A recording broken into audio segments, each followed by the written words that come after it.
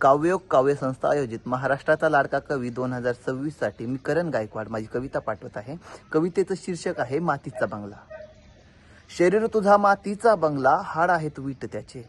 शरीर तुझा मातीचा बंगला, हाड आहेत वीट त्याचे। सिमेंटचा काला नसला जरी काला आहे रक्ताचे। शरीर तुझा मातीचा बंगला, हाड आहेत वीट त्याचे। सिमेंटचा काला नसला जरी काला आहे रक्ताचे। खूपच कमजोर तुझा तो बंगला, उभा तो काही श्वासांवर। खूपच कमजोर तुझा तो बंगला, उभा तो काही श्वासांवर। घमंड कशाला करतो वेड्या, जगतो काही घासांवर।